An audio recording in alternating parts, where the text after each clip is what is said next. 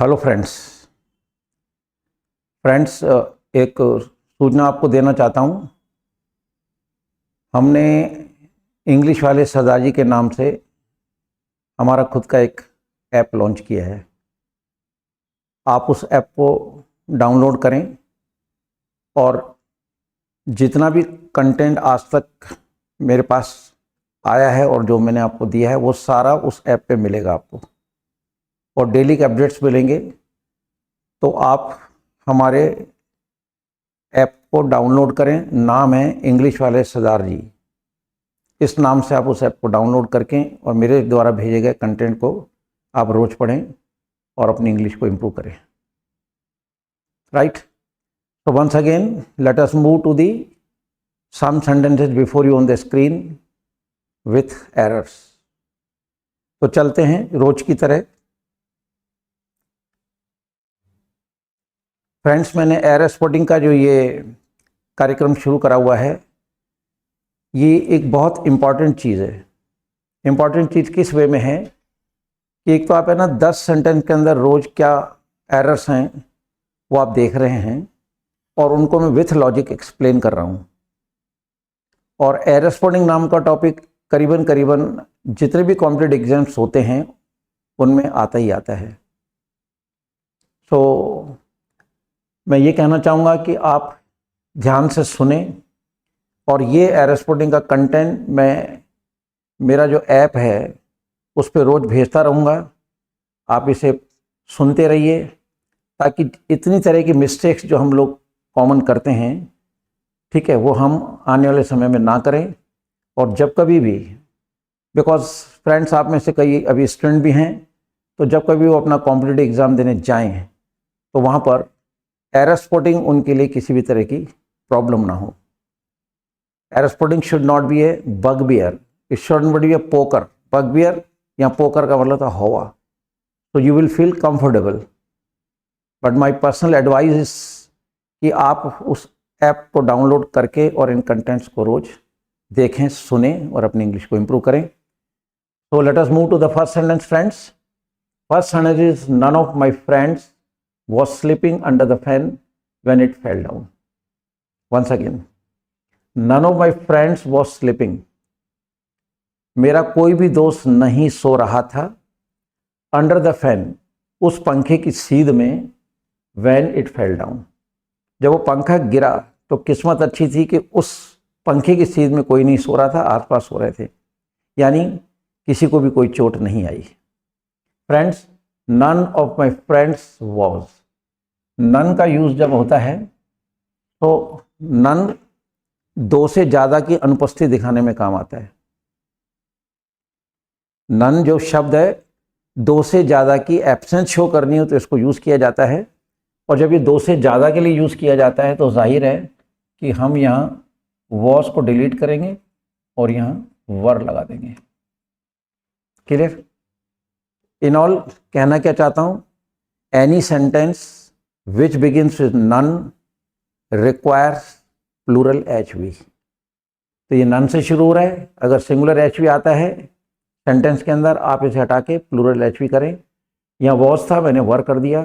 अगर यहाँ इज होता तो अपन आर करते, अगर यहाँ हैज़ होता तो अपन हैव करते, अगर यहाँ विल होता तो अपन शैल करते। इन ऑल नन के साथ प्लूरल HV का यूज किया जाता है। Clear? Move to the next. Mister Dixit is justice of peace. Mister Dikshit जो है वो शांति का एक मसीहा है या एक न्यायाधीश है। अपॉइंटेड, उसको अपॉइंट किया गया है फॉर द डिवीजन ऑफ तिरहित, ये जगह का नाम है, तिरहित जगह के लिए उसको अपॉइंट किया गया है। टू सेफ गार्ड, सुरक्षा के लिए, the interest of the people, लोगों ने भी उसकी चाहत करी है। अच्छे आदमी की सब मांग करते हैं, तो लोगों की मांग को देखते हुए Mr. Dixit is justice of peace appointed for the division of Tirit to safeguard the interest of the people। Friend, यहाँ आर्टिकल की कमी है। मिस्टर दीक्षित इज ए, यहाँ हम ए भरेंगे। जैसे कहते हैं my father is a teacher, हाँ, my father is a doctor, my father is a doctor, he is an engineer. तो यहाँ आर्टिकल की रिक्वायरमेंट है एज पर द सेंस। तो mister Dixit is a justice. Now the sentence is right. Clear? The next sentence is before you. Either Hari और Leela have stolen the pen and sold it away. Friend ध्यान से सुने, मैं पहले भी मेरे पिछले वीडियो में कह चुका हूं और फिर रिपीट इसलिए करता हूं कि जब अपन कोई चीज़ रिपीट करते हैं, 2-4 बार सुनते हैं, तो लेटर और सूनर वो माइंड में फीड हो ही जाती है. तो फिर सुनिए आप. Any sentence which begins with either और,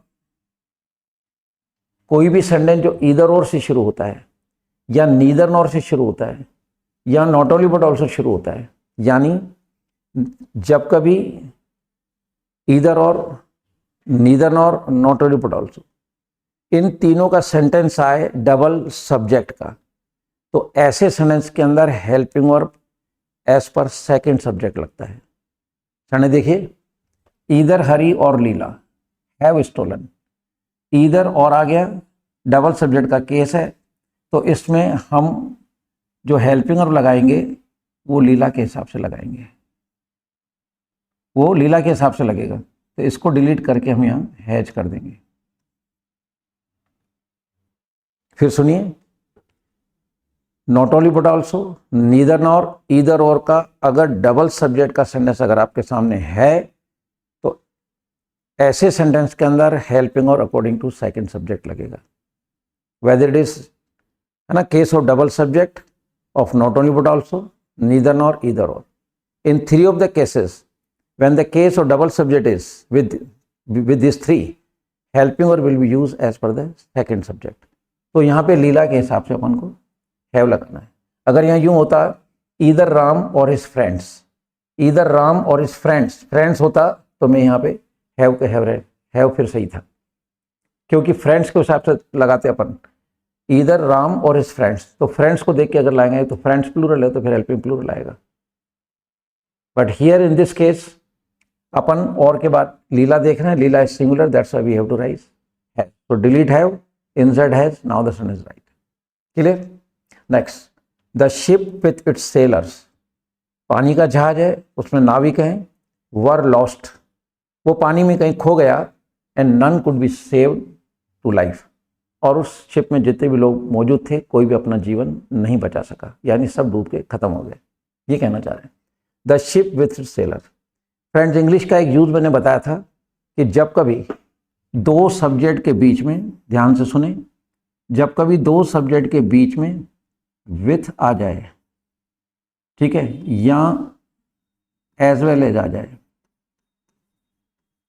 या इन एडिशन टू आ जाए,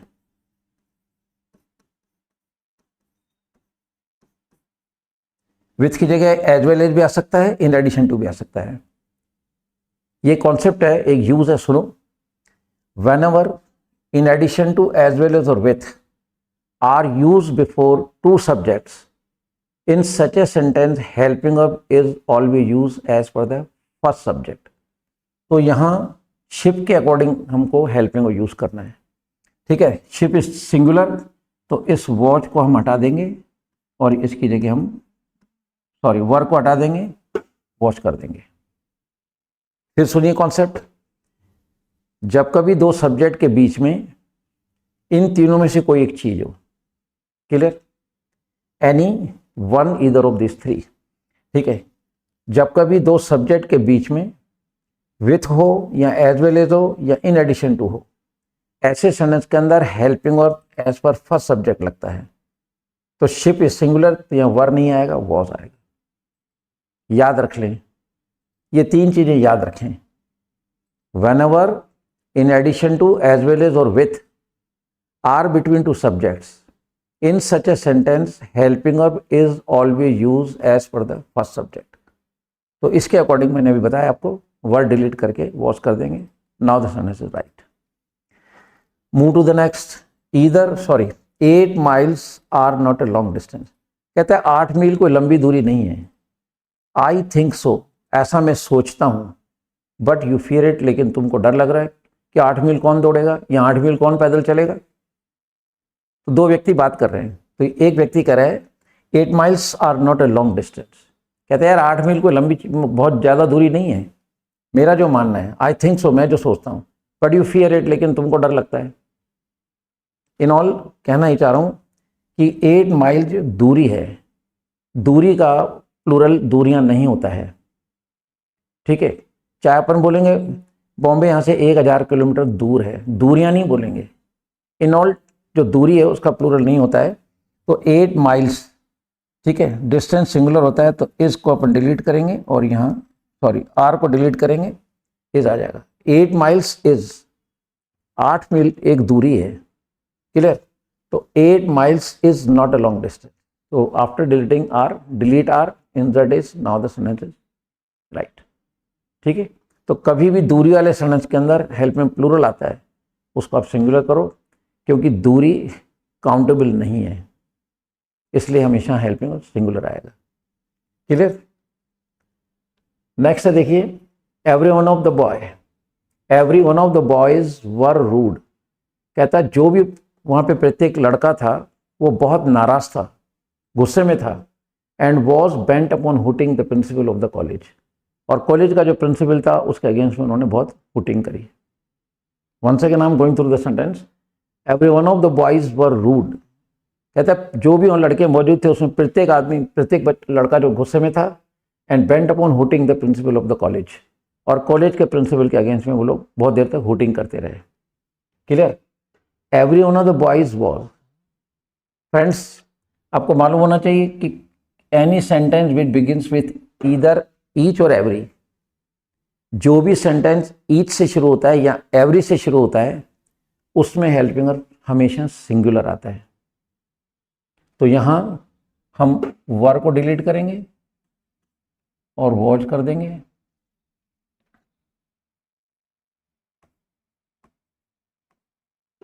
now the sentence is right. फिर देखिए, every one of the boys were rude. कुछ लड़के थे कॉलेज में, उनमें से प्रत्येक बहुत गुस्से में था, and was bent upon hooting the principle of the college. और कॉलेज के प्रिंसिपल के अगेंस्ट में वो हुटिंग करते रहे, क्लियर। कहना ही चाह रहा हूं, any sentence which begins with every और ईच, एवरी से शुरू, ईच से शुरू, ऐसे सेंटेंस के अंदर हेल्पिंग वर्ब सिंगुलर आएगा। So we have to delete verb and we have to insert was. तो याद रखें, जो भी सेंटेंस ईच एवरी से चलता है उसमें हेल्पिंग सिंगुलर आएगा। प्लूरल आता है उसको सिंगुलर कर दीजिए। Now the sentence right. Move to the next sentence. Many soldiers have run away. Many soldiers have run away from the battlefield hearing the first report of the gun. Many of the soldiers have run away from the battlefield. कई सिपाही युद्ध भूमि से भाग खड़े हुए। Hearing the first report of the gun, जैसे ही मान लो क्या कहते हैं गन की आवाज आई तो कई लोग डर गए और वहां से वो भाग लिए। ये इसकी हिंदी है। Many soldiers. फ्रेंड्स, इंग्लिश का एक कॉन्सेप्ट है कि कोई भी सेंटेंस अगर मैनी ए से शुरू होता है तो आपको सेंटेंस आगे जो बढ़ाना है वो ए को देख के बढ़ेगा। मैनी ए, अगर ए आ रहा है तो आगे जो भी नाउन आएगा नाउन ही, क्योंकि आर्टिकल के बाद जो भी शब्द आता है that is 100% noun, either alone और विथ एन एडजेक्टिव। तो ए के बाद मैनी ए में ए को देखेंगे तो सोल्जर आ रहा है। अब सोल्जर इज सिंगुलर, तो जाहिर है कि हेल्पिंग वर्ब भी सिंगुलर ही आएगा। यहां हेल्पिंग वर्ब प्लूरल लिखा हुआ है, तो हम इस हैव को डिलीट कर देंगे और यहां हैज कर देंगे। Sentence right. फिर सुनिए, any sentence which begins with many a, तो आगे जो सेंटेंस एक्सपांड होगा वो ए को देख के करना है। So whatever the noun will be after a, that will be singular, and if the noun is singular, no doubt helping will also be singular. तो यहाँ पे हम have हटा के हैज कर देंगे। अब ये सेंटेंस सही है कि many a soldier has run away from the battlefield। ठीक है, युद्ध भूमि से कई सिपाही जो था वो भाग लिया वहां से। Hearing the first report of the gun, जैसे ही मान लीजिए गन की आवाज आई डर गए, मतलब clear. Next one is she sold 5 dozen apples. कोई लेडी है, फ्रूट बेचती है, उसने फ्रूट बेच दिए 5 डजन एप्पल बेच दिए। शी सोल्ड 5 डजन एप्पल, उसने 5 दर्जन सेब बेच दिए टू राम को। एंड द रेस्ट ऑफ, और बाकी के जो बचे हुए थे, she took home where they soon got rotten. कोई लेडी है, फ्रूट का बिजनेस करती है, फ्रूट बेचती है, उसने 5 दर्जन, शी सोल्ड 5 डजन एप्पल्स, उसने 5 दर्जन सेब बेच दिए टू राम, राम को, एंड द रेस्ट का मतलब बाकी जो बचे हुए थे, शी टुक होम, वो घर ले गई, where they soon got rotten, जहाँ पे वो सड़ गए। फ्रेंड्स 5 दर्जन एप्पल, यहाँ जो डजन वर्ड यूज़ किया गया है, यहाँ जो वर्ड डजन यूज़ किया गया है, ये यूनिट है, और यूनिट का प्लूरल कभी नहीं होता है, यूनिट का प्लूरल नहीं होता है। तो यहाँ हम जो है ना एक को डिलीट कर देंगे। ये एक एप्पल जाति की तरफ इशारा कर रहा है, ना कि मतलब जो उन एप्पल को जो गिन सकते हो, नहीं, ये एक जाति की तरफ शो कर रहा है। हम क्या कहेंगे, 5 किलो सेव लाना, सेवो नहीं, 5 किलो सेव, तो यहाँ सेव एक जाति की तरफ इशारा किया जा रहा है। तो we have to remove S, we have to remove S from this. तो she sold 5 dozen apple to Ram and rest she took to home where they soon got rotted, जहाँ पे वो सड़ गए। तो एप्पल में से एस हट जाएगा। Second last sentence before you, mathematics are very interesting subject. Mathematics जो है वो बहुत इंटरेस्टिंग सब्जेक्ट है, but chemistry is also not very displeasing. लेकिन केमिस्ट्री भी मतलब जो है खराब सब्जेक्ट नहीं है। कोई बात चल रही है, 2 जने बात कर रहे हैं, तो जो मैथमेटिक्स को लव कर रहा होगा वो कह रहा होगा कि mathematics are very interesting subject, mathematics बहुत अच्छा सब्जेक्ट है, but chemistry is also not very displeasing. लेकिन केमिस्ट्री भी इतना बुरा नहीं है। फ्रेंड्स किसी भी सब्जेक्ट का प्लूरल नहीं होता। मैथमेटिक्स में एस लगा हुआ है तो स्टूडेंट कंफ्यूज हो सकता है कि यार एस लगा हुआ है, कई जगह इस तरह के कंफ्यूजन्स होते हैं। एग्जामिनेशन में साइकोलॉजी प्लेज पिवटल रोल। वहाँ पे क्या होता है कि या तो स्टूडेंट का दिमाग काम करता नहीं है, और जब एग्जाम में बैठता है तो थोड़ा ज़्यादा काम कर जाता है। तो जब उसकी नज़र पड़ती है कि एस आ रहा है, इसका मतलब प्लूरल है, तो फिर आर सही है। लेकिन किसी भी सब्जेक्ट के बाद प्लूरल हेल्पिंग नहीं आता है, करेक्ट। ऐसे मैथमेटिक्स, इकोनॉमिक्स, पॉलिटिक्स, फिजिक्स, तो किसी भी सब्जेक्ट में जो एस आ रहा है वो इसकी स्पेलिंग का है, ना कि प्लूरल का है। तो यहाँ मैथमेटिक्स के साथ में हम आर को डिलीट करेंगे और इज लिख देंगे, क्योंकि mathematics singular, mathematics word is always considered singular, that's why we have to write is in place of are. Now the sentence is right, and the very last sentence before you, who you are to ask me, who you are to ask me, it is it is me who did this mischief. Who you are to ask me, it is me who did this mistake. Hindi, who you are to ask me, तुम कौन होते हो मेरे से पूछने वाले। It is me, वो कहता है मैं हूं, who did this mischief, जिसने शैतानी करी है। कोई दादागिरी टाइप आदमी है, अड़ेल टाइप आदमी है, कहता तुम कौन होते हो मेरे से पूछने वाले, मैं हूं, ठीक है। हु डिड दिस मिस्टेक, जिसने ये शैतानी करी है। फ्रेंड्स इट इज जो सेंटेंस है, इसके बाद मी नहीं आएगा, करेक्ट। यहाँ पे हमें सब्जेक्टिव प्रोनाउन लगाना पड़ेगा इन place of me. Me is objective pronoun, तो एज पर द सेंस यहाँ पर हमको सब्जेक्टिव प्रोनाउन चाहिए। तो मैं को आई बोलेंगे, ना कि मी। मी का मतलब मुझे होता है। तो इस सेंटेंस के अंदर हम मी की जगह आई कर देंगे और ये सेंटेंस राइट हो जाएगा। तो फ्रेंड्स ये थे आज के 10 सेंटेंस विथ एरर, जो कि मैं रोज़ आपको मतलब 10 सेंटेंस लेके आता हूँ।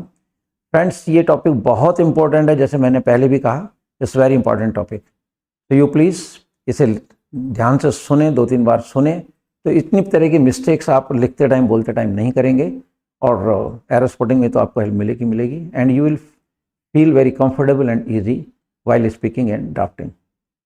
Anyway, with these words, goodbye to all of you. Jai Hind.